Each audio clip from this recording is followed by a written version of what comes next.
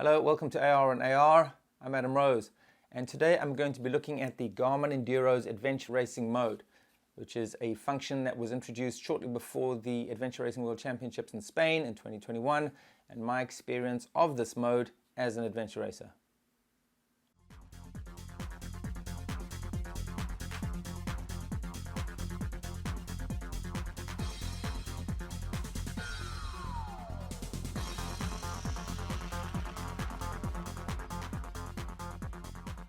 The Adventure Racing Mode is introduced to the Garmin Enduro as well as to some of the other watches, including the Fenix 6 series, the Mark series and the Tactics Delta. I'm pretty new to using a smartwatch. I've previously used a Fitbit tracker type device made by Xiaomi, but Garmin were kind enough to send me along a sample, so I've been playing around it for just over a month now. And in summary, every adventure racer is going to want this mode on their watch if they can get it. I was supposed to receive the watch just before the Adventure Racing World Championship, but due to a hiccup that wasn't possible. So I continued to use my Suunto Core, which is a great adventure racing watch, probably a benchmark in adventure racing circles. It's got an excellent altimeter, it measures at 3-meter increments. It's got a barometer, thermometer, compass, those kinds of things. And ironically, during the race itself, my Suunto Core malfunctioned. Nothing to do with Suunto per se, but the buttons got sticky and just wouldn't work properly. So I was actually lamenting that, I'd wish this watch had arrived in time so I could have been using that instead. Now, it wasn't a completely lost opportunity not to experience it for myself during the Adventure Racing World Championship, because after I crossed the finishing line, I ran around and found as many teams as I could that had been using the Enduro during their race or the Fenix 6 series to find out just what their experience was. After all, this was the very first time we'd been allowed to use GPS watches in any sort of adventure race, and no doubt it's not going to be the last. So it was quite a pivotal moment. Okay, so what does this adventure racing mode actually entail? Essentially, it locks down all functionality that could possibly be used for cheating during an adventure race. So anything to do with mapping or speed or distance or pace counting or cadence, and a lot of lesser known functions, including vertical oscillation time, stuff that I'm not interested in at all. Okay, so the various functions you can still access during adventure racing mode. In no particular order, heart rate functions, ambient and barometric pressure. That's kind of important because that's how you calculate your altitude. It's based on barometric pressure. Calorie expenditure. Of course, I rely on tried and tested techniques of knowing what my calorie expenditure is like, but for some people that might be useful. It displays your current battery life. Of course, that's critical.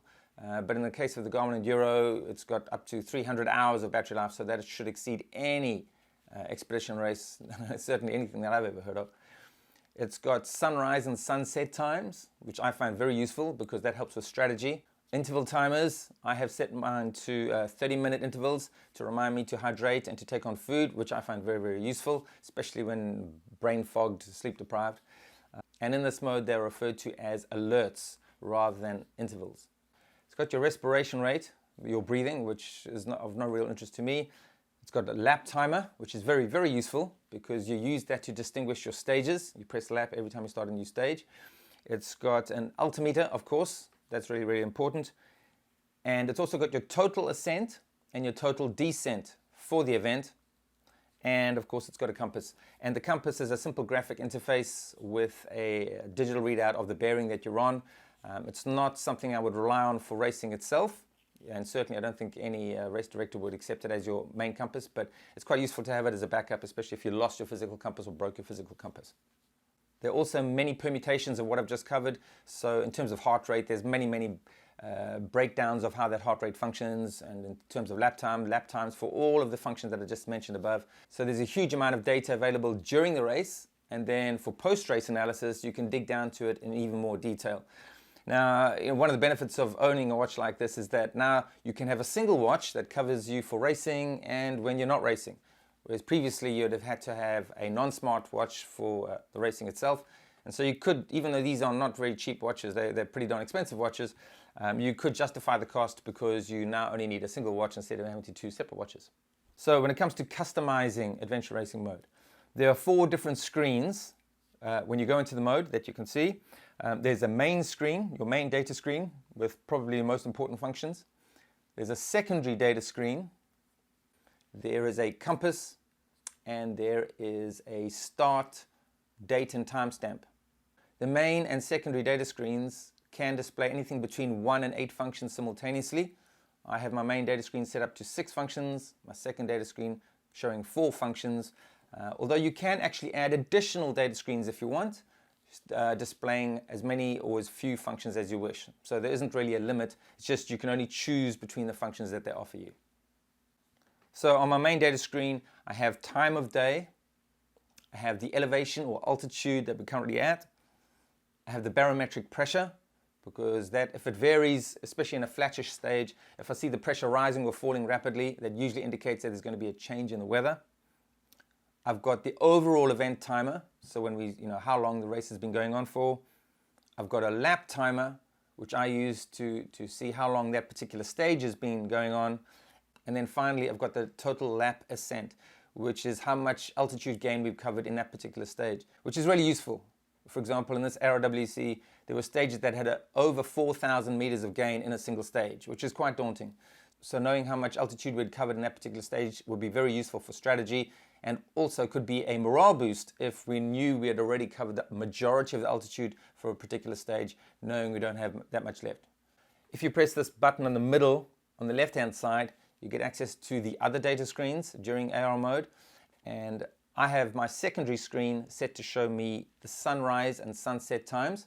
You just set those geographically, wherever the race is taking place, and then during the events, that can be really helpful in strategizing, how fast we should push before sunset, which is usually when a dark zone takes or becomes active, and the same thing, sunrise, when the dark zone usually lifts, or just a morale boost, knowing how many hours before sunrise.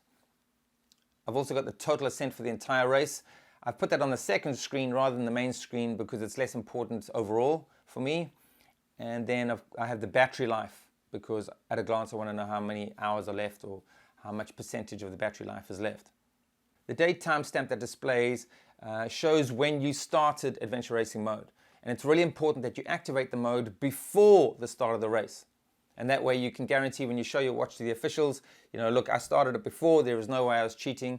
And of course, when you finish the race, the watch should still be running, and you present the watch to the officials saying, look, I haven't interrupted that mode.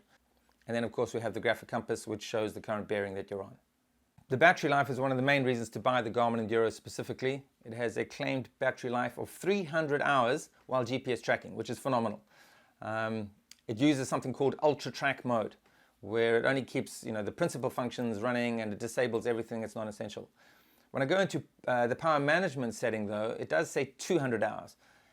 So I'm not sure if it'll handle 200 or 250 or 300, but I've never raced an event that's even close to 200 hours. So for me, this is perfectly adequate. And it pings a satellite, dot watching wise, once every minute, which is actually incredibly frequent if you compare it to the traditional black boxes or GPS trackers like the InReach or the yellow brake spot devices that you see around. Those things are usually set by the race directors to ping once every 10 to 15 minutes because the battery life isn't anything like this. So they can't afford to ping more frequently than that. So this thing is going to be far more accurate than those traditional GPS trackers. So how does the Garmin Enduro specifically achieve such amazing battery life during Ultra Track mode? First of all, it's got solar charging built into the watch face itself. So the more time you spend outdoors in direct sunlight, the more it's going to preserve the battery life, which is pretty amazing. Secondly, it doesn't have much onboard RAM. It's only got 64 megabytes of RAM, which may seem ludicrously small by today's standards. My understanding is by using less space for the RAM, they can have more space for a bigger battery. Obviously, that's advantageous. So the Fenix 6 Pro, by contrast, has a huge amount of RAM, and you can use that memory to store things like onboard maps, topographic maps, and you can use it to store music or podcasts or whatever you like to listen to while you're out exercising. But that's kind of moot because during adventure racing mode, no matter which watch you're using, you don't have access to the maps anyway, and you don't have access to your music. Also, the Ultra Track mode disables the heart rate monitor and the Bluetooth because they're big drains of battery life, and also it tries to minimize the amount of screen refresh. So the watch won't show me the seconds counting down because every time a second is displayed as changing on the watch face, it's actually refreshing the entire watch face. If I lift my watch up, just on my wrist up to my sight, it'll activate the seconds for maybe 5 or 10 seconds, but then the seconds will disappear. So that's fairly standard as a way of increasing battery life.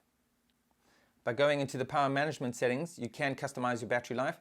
For example, Sebastian Rachon of 400 Team NatureX He competed in the Adventure Racing World Championship recently, and he altered it so that it would do more frequent GPS tracking, so that you get a more accurate track of where they'd been. And he expected a maximum battery life of 108 hours, because for his team, which is a very fast team, they expected obviously to complete the course in under that time. He wouldn't have to recharge the watch during the race.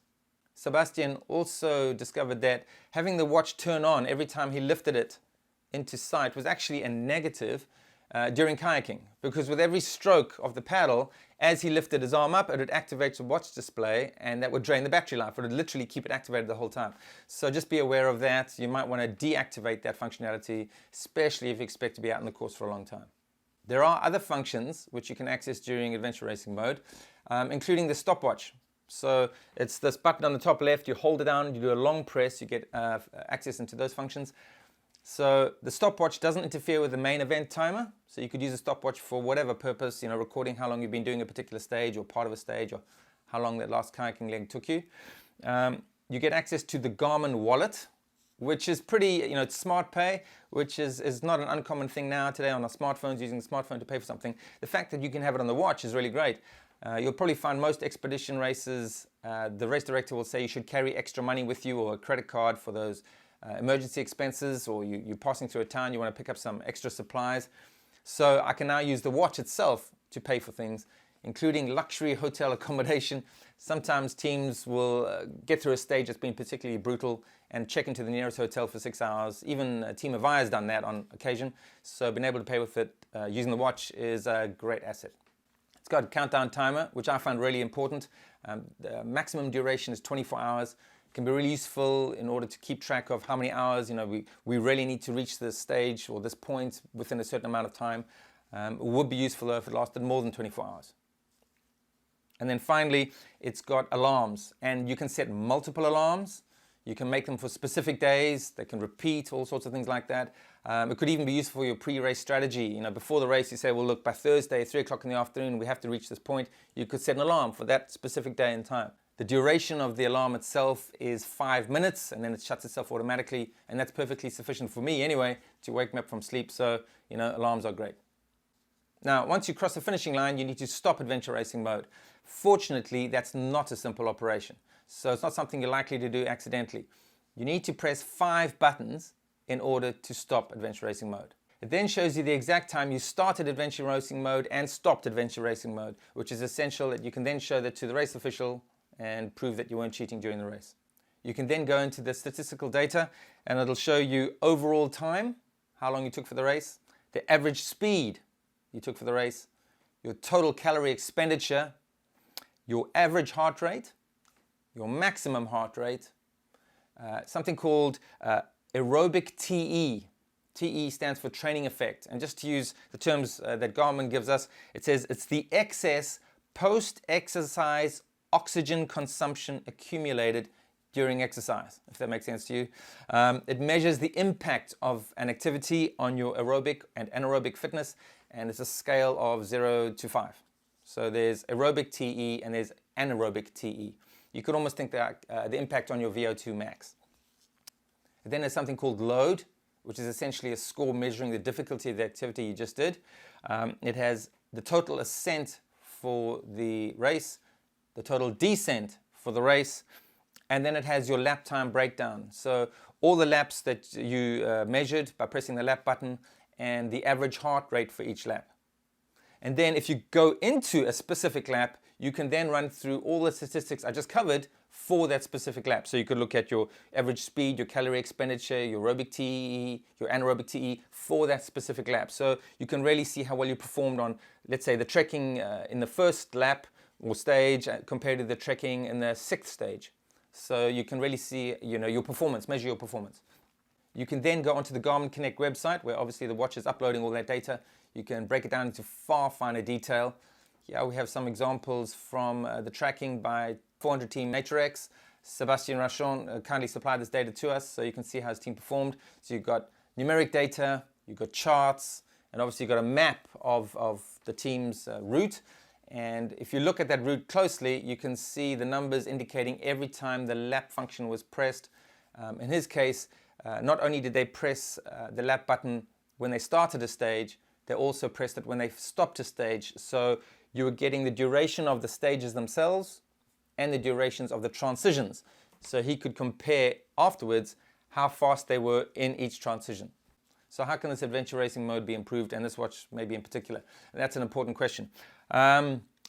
When you stop adventure racing mode, yes, it does require 5 button presses, but it can, in the cold light of day, it'll be very hard to do that accidentally, and I've stopped the adventure racing mode. Now, it has huge consequences, because if you accidentally stop the mode, and then when you finish the race officials are going to see that you interrupted the mode. You're obviously going to suffer penalties as a consequence. So speaking to some of the teams, we agreed that it would be better if there was a code that you had to input, a numeric code. And that's not something you're likely to do accidentally. In fact, during this ARWC, one of the teams in their sleep befuddled state actually had a point of crisis, like, have I stopped it? Have I not stopped it? So it illustrates in the real world, it would be great if it was harder to stop the adventure racing mode. Coming back to that countdown timer, just to repeat, it would be great if it could be more than 24 hours, so, up to 10 days maybe. It would be really, really useful. I think most teams would use that. The battery life on the Garmin Enduro already exceeds any other tracker on the market. So what I anticipate happening in the future is all teams will be fitted with something like this instead of the old black box tracker in your backpack. And the data accuracy, or the tracking accuracy, far exceeds those old GPS boxes. As I said, it tracks once every minute. Now, where they can take it the next step is that the watch itself can communicate with the satellites. So, right now this watch can't communicate externally other than with a phone. So it sends a signal to the phone, and the phone itself communicates with the satellite. The watches in the future will be able to go and connect directly to the satellite. So, this will become the de facto more accurate method of tracking where a team is. And then if you take that another step further, which is surely going to happen, the data on the watch during adventure racing, during that mode, would then be able to be fed or uploaded so that there could be real-time commentary on how the team is doing. So right now we can obviously see where teams are because of dot watching, but imagine you could tell what speed the team is doing, what the heart rate is doing, what load they're experiencing, what their calorie expenditure is like, are they low on calories, what their safety and well-being is. So that must be Garmin's long-term goal, and I'm sure this is something, it's inevitable, it's going to happen. The lap feature is really essential, I would say, for adventure racers, being able to distinguish one stage from another. Now, where they could improve that is if they gave a graphic icon of the specific discipline you're doing on that particular stage. So right now, at the end of the race, you see, you got 10 laps, but you can't tell which one is for kayaking, mountain biking, or trekking. So it'd be really good if they implemented that, and I'm sure it can't be too hard. And also, as a competitor, it'd be good for me to be able to look at the watch and see it's showing mountain bike, but we're on trekking. I must have forgotten to press the lap function. So it'd be useful for a competitor as well as for post-race analysis. When it comes to the alarm, some of the teams would like the alarm to last more than 5 minutes, so they have to turn it off manually rather than it turning off after those 5 minutes. It could drain the battery a lot, I imagine, but that's a simple addition to the menu system, no doubt. Can the calorie counter suggest fueling? To beep when you're low in calories? Can't currently do that, and would that be in a sense almost cheating? I don't know, but again, that's possibly something they could implement. Okay, and then finally, I've put the watch on my wrist. The way it works is it's got a Velcro strap, and it actually opens up from both sides. So from the left and the right, you can tighten it. I find the watch strap very comfortable. The watch itself isn't too heavy. I don't have the biggest arms in the world, but it doesn't feel too large. The watch strap is quite comfortable. I've heard for eczema wearers. Stefan Bjorklund mentioned that that was one of the improvements for him, one of the benefits over a normal silicone strap. But one of the downsides of the strap itself is, although it's really easy to take it, open it and close it like that, it can snag on things. So you could find, and there were a number of teams that found the watch, whether in training or during the race itself, could come undone unintentionally. And especially in kayaking, you imagine kayaking in a very close heat. And I know some teams, whether kayaking or swimming, have found the watch come loose like this, which is hugely alarming. And one team almost lost their watch during the Adventure Racing World Championship for that reason. And it can snag on things. So you could potentially go out and buy another watch strap, but that's not really the point. It's just if there was a way of securing it so that it doesn't come undone easily. So in conclusion, what do I think about this watch? In my opinion, it's the best functionality for an adventure racer both during the race itself and after the race for post-race analysis, that we've yet had available. Would you get the Garmin Enduro itself? I don't know. You just have to decide what's the most important aspect of the watch to you. For example, do you need the 200 to 300 hour battery life of the Enduro, or would you prefer to have the ability to also use maps and listen to music and podcasts and stuff, which is what the Fenix 6 Pro can offer, but again, you can't use the functionality during the race itself anyway. The Fenix 6 Pro, just to point out, the Ultra Track battery life on that watch has a maximum duration of 70 hours, and that could be a liability on a longer expedition race. And just as an example, Jeroen Meyer of Team Expedie Holland, he used his Fenix 6 Pro during the ROWC, and he had to charge his watch at least a couple of times. And he was concerned before the race that he might run out of battery life if he couldn't get access to electricity. So he actually carried a non-GPS watch in his backpack just as an insurance policy. What I really recommend you do if you are going to get this watch is that you get it at least a month before your expedition length race, because it takes a long time to get used to all the functionality, and even more important that you become comfortable with it to a point that it's automatic. You know how many presses of the button you need in order to get to the certain function that you're after. And that's really difficult. You need that during the pressure cooker of a race. So many other things going on. Now, you could say, look, Adam, you're just an old fogey. You're not used to smartwatches. That's why it took so long. I spoke to a couple of teams after the race who had used the Garmin Enduro, and they were more familiar than I was with the watch. And one of them had even worked with Garmin itself to develop the AR mode, so they really knew the watch intimately, or so they thought. But both those teams pointed out to me that they wished the watch had a proper alarm function, because it only seemed to beep twice and then it deactivated the alarm. What I discovered was they were not using the alarm at all. They were using the alert function, the interval timer, and they'd mistaken that for the alarm. So you can actually use the alarm and it lasts 5 minutes. So you might say, well, 2 weeks, surely that's enough to learn how to use a watch. Yes, if nothing else is going on. But typically before an expedition length race, there's frenetic energy. You're running around trying to organize your gear, organize your food, organize your team, organize transport arrangements. And with all that going on, I certainly don't think you're going to be able to carve away enough time to go and sit down with the watch and learn how to use it properly. Ironically, me not receiving the watch just before the ROWC was actually a blessing, because once I got home, I was able to sit down without any external pressures and really go through it and truly appreciate the benefits that it offers. So, it would be my goal to use this watch for all my future events, and it's been really useful learning all the functionality and how it can help me in my racing, and hopefully this information is going to be useful to you too in deciding, do you need a watch with adventure racing mode? Thanks for watching. Hope it is useful. See you on the next one.